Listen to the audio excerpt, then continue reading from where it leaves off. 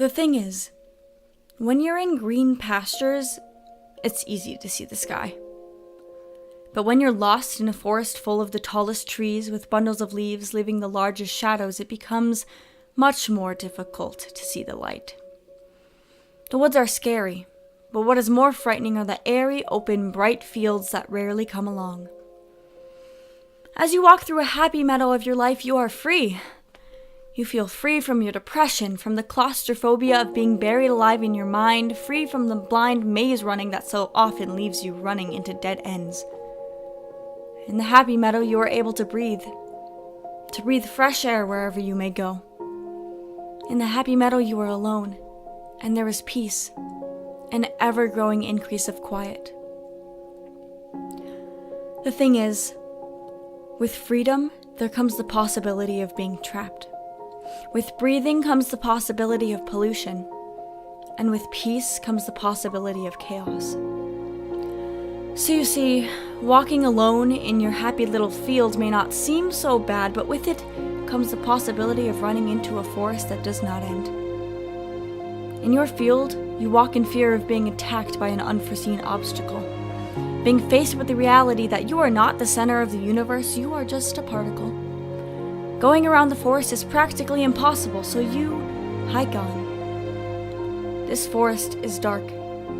This forest is even deeper and darker and longer than the last forest you encountered. The trees seem bigger, their branches longer, their trunks stronger. How will you ever conquer? The smallest noises and disturbances in the forest bother you. A gust of wind blew, but a hurricane occurred. An object blocked your field of view, but suddenly you're blind. A branch fell through, but your life fell through. You have everything to look up to, but you can't see the steps in front of you. You feel broken. You have been walking in circles in the deepest part of the woods for too long. Your two choices are to sit and whine or to move along. You're tired of fighting, so you stay where you are. It's easier than pushing through by far. It doesn't matter that the black is caving in. It doesn't matter that you start to like the darkness's grain. It doesn't matter that you're dead in all your sin, at least that's what the forest likes you to think.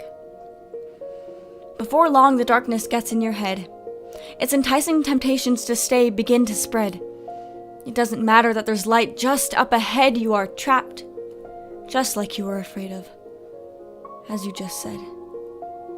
You are not trapped physically. You could keep on walking, but that's not what I mean. You are trapped inside of your head. You are exhausted.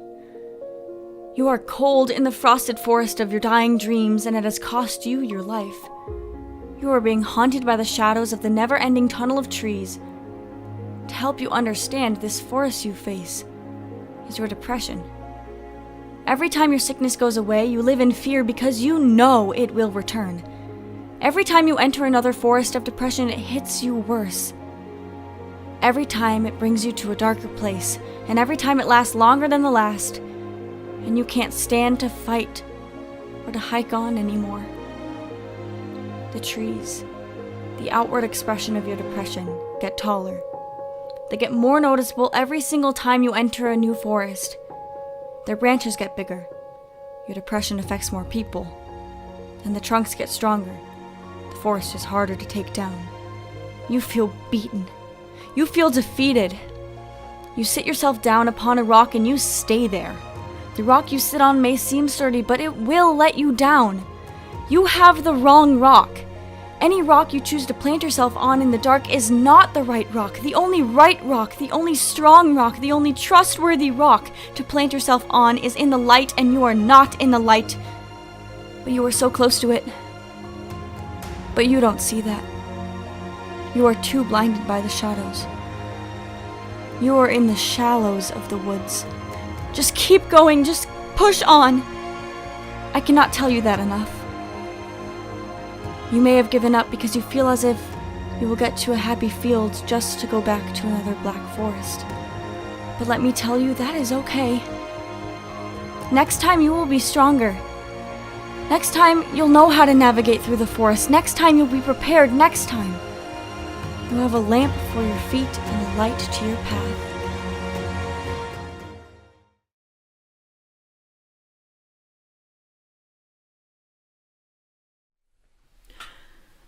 Hi. Okay, so that was a poem I wrote 2 years ago, maybe? I think it was about 2 years ago.